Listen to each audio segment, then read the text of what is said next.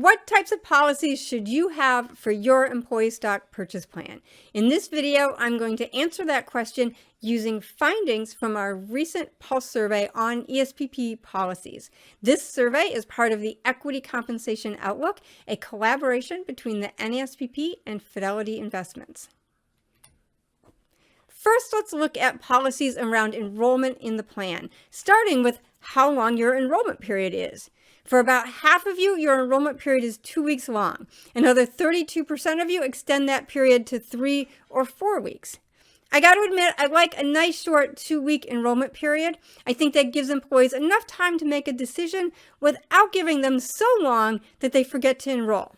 But I think a 3 or 4 week period can also work well. We also asked, what is the last day that employees can enroll in the ESPP before the offering starts?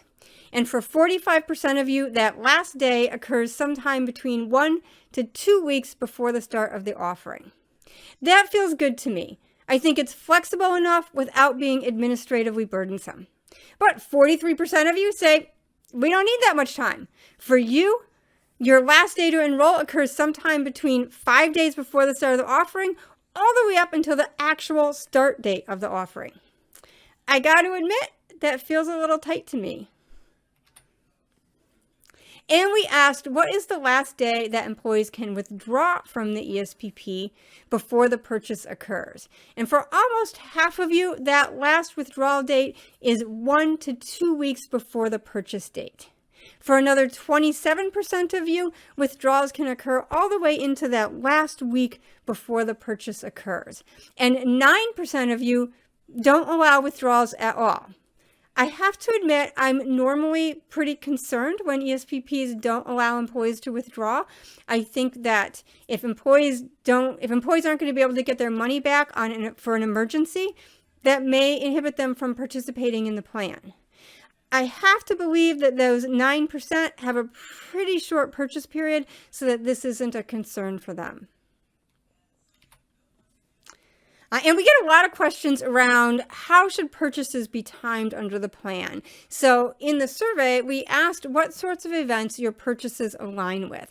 And I'm pleased to see that for almost 40% of you, your purchases do not align with any of the events that we asked about, which is really what I think the best practice is here. I'm also pleased that for only 14% of you, your purchase occurs on December 31st. I think having a purchase on the last day of the calendar year is very problematic for a whole host of reasons.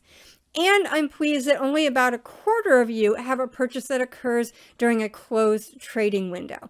I have always suspected that when purchases occur during closed trading windows, that will reduce participation in the plan, and we found that to be true in the survey. Those 26% of companies that report that they have a purchase during a closed trading window also reported lower participation rates. So let's talk about participation. I was actually kind of surprised to find that only about half of you have set a target participation rate for your plan. But 2/3 of you, well, almost 2/3 of you, do at least evaluate participation in your ESPP. I think both of these things are best practices, and we found that companies that do either one reported higher participation in their ESPP. Lastly, we asked companies how they promote the ESPP to their employees, and then we cut that information with what their participation rates are so that we could get an idea of what promotional methods might result in higher participation. Almost everybody who responded to the survey uses email to promote their ESPP to their employees. What we found is that companies that supplement those emails with at least one other communication channel reported higher participation.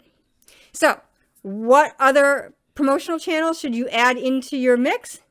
Well, one idea might be employee presentations. Companies that used presentations to promote the ESPP to their employees reported dramatically higher participation rates. Other good choices might be to use video or to use internal collaboration tools like Slack or Microsoft Teams. In both cases, companies that used either method reported higher participation rates.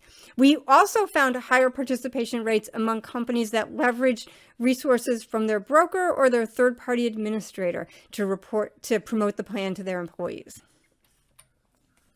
So that is my quick summary of our findings on ESPP policies. Again, this survey is part of the Equity Compensation Outlook, which is a collaboration between the NASPP and Fidelity Investments.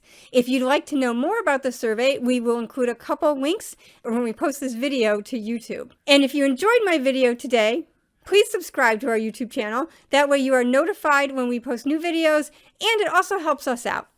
Win-win. Thanks for watching.